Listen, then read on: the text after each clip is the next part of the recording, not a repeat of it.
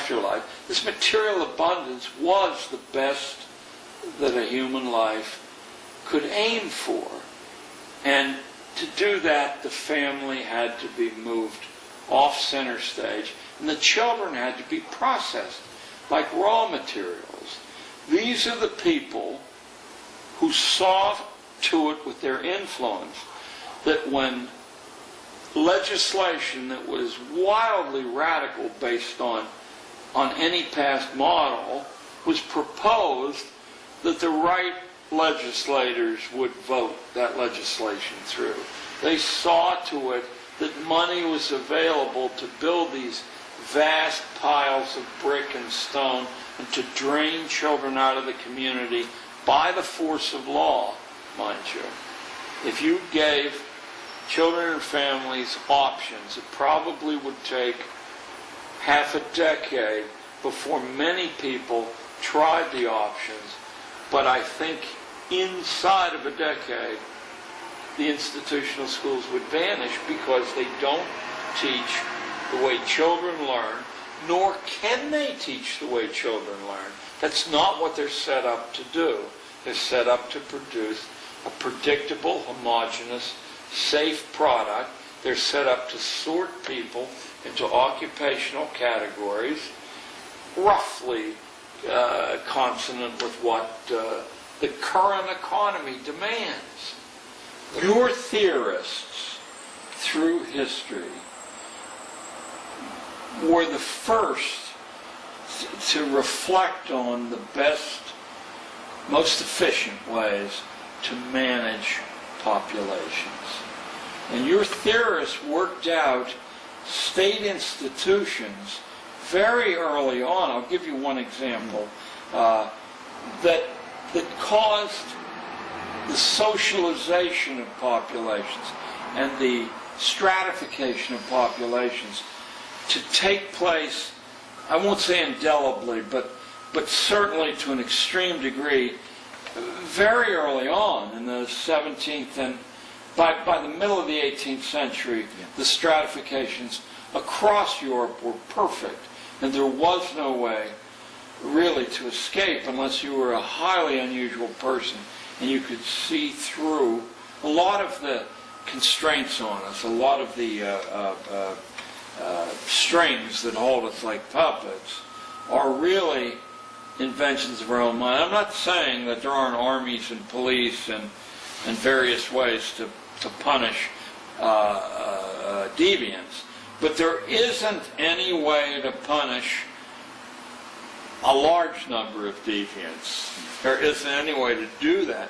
It's too expensive to even try to do it unless you can colonize the minds of children growing up so they become their own police.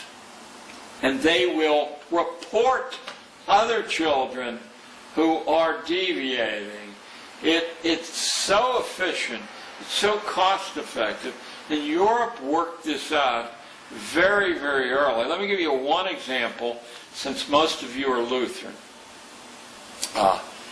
And that's fine, that's fine. The Lutheran religion is one of the episcopal religions, like the British state religion of Anglicanism.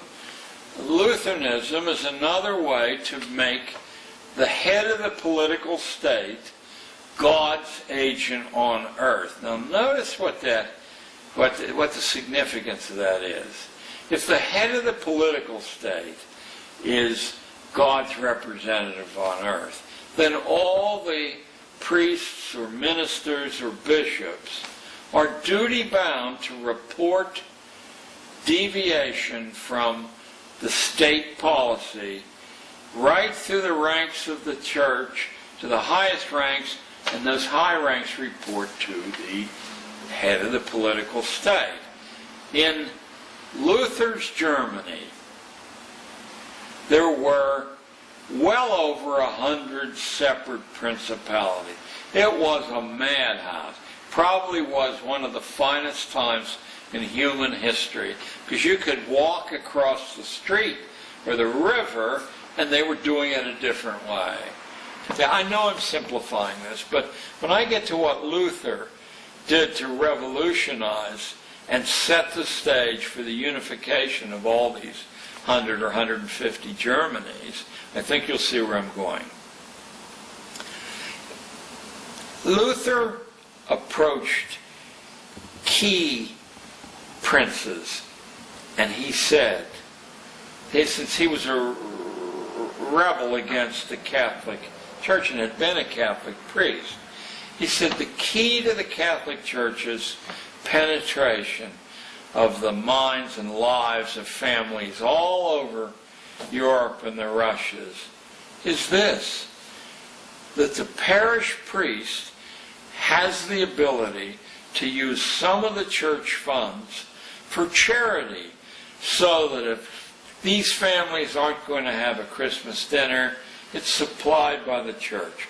And if this bright little kid should get training in watchmaking and he can't afford an apprenticeship, then the parish priest living close to his congregation can do this.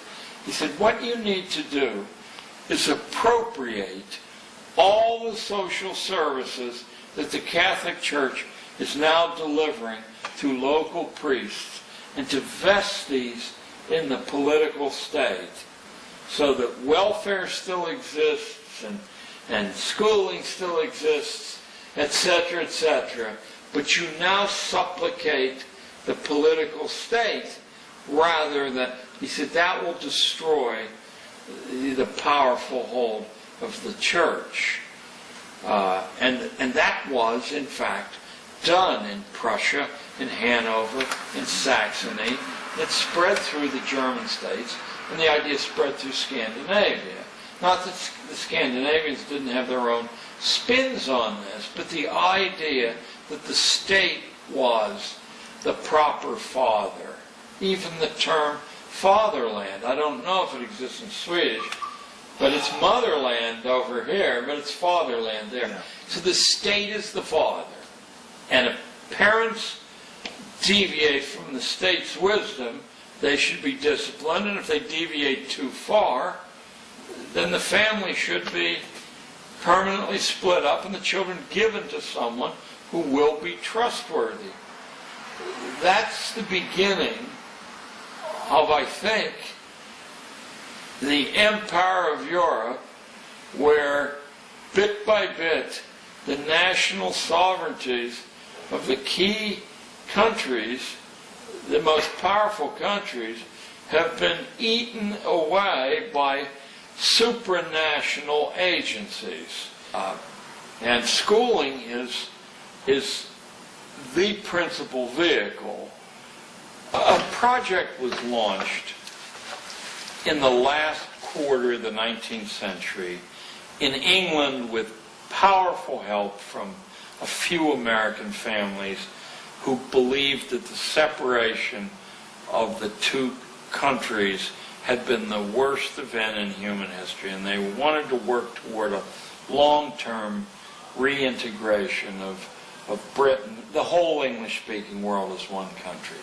That was their goal of the agenda, and they knew this would take quite a long time. And I'm going to give your listeners a reference that will be from an impeccable source that traces the growth of this thing. So the idea was to bring about a globe under the direction of people who had been reared as the British upper classes had been reared, to be the fathers and protectors of lesser mortals. The idea came about partially from Charles Darwin's first cousin, a famous intellectual named Galton, Francis Galton. And the idea would be that the attitudes, the values that had been forged by the British upper classes, and the kind of society that they had tempered and designed, could become the clothing for the entire globe. And it would take time. I mean, one of the big things would be a common currency and a common language, but they knew that would be a long way off. So they began by setting up 23 bases all over the planet. Now, all those bases are still in business. The one in the United States is right up on 66th Street. It's called the Council on Foreign Relations. And they have different names in different places. But the idea was to draw into that club